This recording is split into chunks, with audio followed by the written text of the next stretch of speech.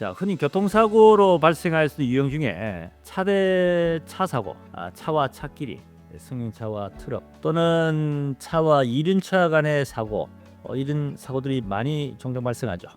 차끼리 충격을 하게 되면 아무래도 이제 물적 피해 외에 인적 손해가 발생하게 됩니다. 사람이 다칠 수가 있는 거죠. 운전자가 다칠 수도 있고 그 차나 오토바이에 타고 있는 동승자, 승객이 다칠 수도 있지 않겠습니까? 자, 이럴 경우에 과연 피해 보상이 어떻게 이루어질까? 차와 차끼리 사고 발생했다. 차가 파손되면서 그 차를 타고 있는 운전자가 직접적으로 충격을 받게 됐을 때 양 차량 다 이제 보험으로 처리되겠죠.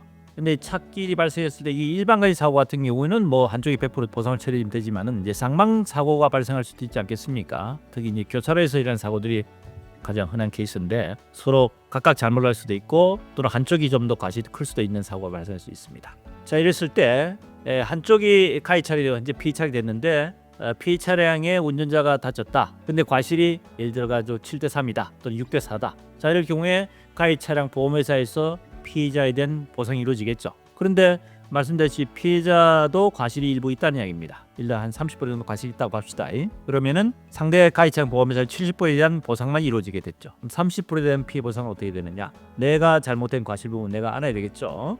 이런 경우에 있어서 70%만큼에 대한 보상, 그걸 대인으로 보상받는다 그럽니다. 대인으로 가해 차량 보험으로 보상받게 되면은 나머지 30%에 대한 보상은 내가 가입된 종합보험 담보를 보면은 대인, 대물, 차량, 자손, 자기 신체 사고, 보험자 상해보험 이런 것들 있죠. 자, 그 중에서 자기 신체 사고나 또는 자동차 상해에 가입된 경우 많죠. 특약으로 많이 가입되어 있습니다. 또 한도를 뭐 1억, 2억, 뭐 5억 이렇게 많이 가입하죠. 쌍망가신 경우에 있어서 상대방에 대한 보상 받는 거 외에 내가 가입된 종합보험에 자손이나 자동차 상해에 가입되어 있을 때는 별도 보상받을 수 있다. 우선 첫 번째 그 내용 아셔야 됩니다. 자, 그런데 이제 한 가지 또 유념하셔야 될 부분이 이것이 이제 단순한 합의로 청구를 행사할 경우에는 보통 청구를 행사할 때 시효란 게 있죠. 3년 시효가 있습니다. 근데 소송을 하게 되면은 소송기간이 장기화되고 치료기간에도 인데다가 소송까지 하면 자칫 시효에 대한 부분을 놓칠 수 있기 때문에 청구권을 행사할 수 있는 시효는 4월부터 3년 이내 청구해야 된다는 거 명심하셨다가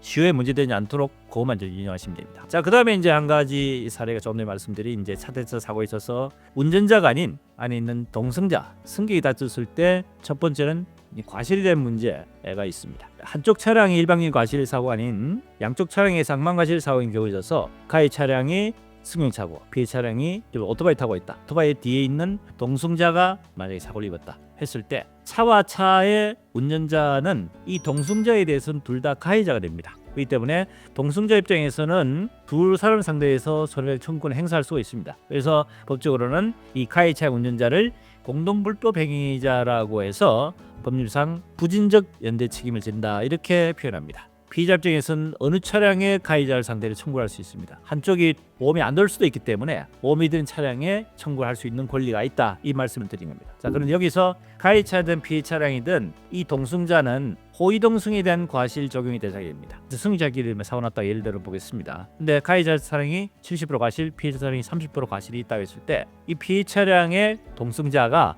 나는 피해 차량이 타고 있는데 내한테 무슨 과실이 있느냐라고 이야기할 수 있겠죠. 하지만은 피해 차량이든 가해 차량이든 동승자는 호위동승 감액의 대상이 된다면은 그 피해 차량이 타고 있는 동승자에도 과실이 대상이 된다. 가해 차량은 과실 대상이 되는 것이 아니고 피해 차량에 대한 동승자에 대한 과실도 감액 대상이 된다. 과실이 있고 없고에 대한 문제는 변론입니다. 자, 마지막으로 차대 오토바이 사고에 있어서 이 오토바이 동승자에 대해서 과연 피해 보상은 어떻게 이루어질 것인지 오토바이가 과실이 많을 수도 있고 적을 수도 있지만은 동승자는 어떻게 했습니까? 어느 차량이든 청구권 행사할 수 있다 했죠. 근데 오토바이가 종합보험에 안 들어있다. 그 다음에 오토바이가 오히려 예를 들어가 과실도 많다. 그러면 피해자 입장에서는 오토바이 쪽에는 청구한다 하게 되면은 책임보험이 보상 못 받고 나머지 초과된 부분은 오토바이 운전자가 배상해야 되지 않겠습니까? 근데 다행히 상대방 차량이 피해 차량이지만은 그 차 종합보험 들어있다. 그러면은 피해자 입장에서는 그 상대 차량이 보험으로 처리할 수 있고 그 차량의 보험회사에서는 피해자에 대한 손해배상에 대해서 오토바이 과실분만큼에 대한 부분은 오토바이 운전자에게 구상을 하면 됩니다. 아시겠죠? 그래서 동승자인 경우에 있어서는 어느 차량이든 둘 다 공동 불법 행위자가 되고 부준적 연대 책임 어느 쪽이든 다 책임 소재가 있기 때문에 피의자 입장에서는 유리한 쪽으로 청구할 수 있다는 것을 말씀드립니다. 그리고 마지막 한 가지, 오토바이 동승자인 경우에 있어서는 동승자 호위 동승 과실 외에 고유 과실이 있습니다. 동승자에게 안전모 착용을 하지 않은 경우에는 그 고유 과실을 별도 적용할 수 있다. 그런데 오토바이 동승자라 하더라도 예를 들어 머리를 다친 것이 아닌 다른 부위에 다친 경우에서는 안전모 미착용에 대한 과실 적용하지 않습니다. 왜냐하면 안전모 착용을 안 했기 때문에 손해가 늘어났겠죠. 하지만 다른 부위에 다쳤을 경우에는 안전모 착용하고 그 손해하고는 직접적인 연관이 없기 때문에 별도의 과실 적용하지 않는다 하는 점까지 말씀드립니다. 자, 이번 시간에는 차대차 사고에 있어서 대차 운전자에 대한 피해 보상, 그 다음에 그게 동승했던 동승자가 과실에 대한 부분, 어떤 식으로 청구할 수 있는지에 대한 부분까지 말씀드렸습니다. 도움이 되셨으면 구독, 좋아요, 알림 설정 부탁드립니다.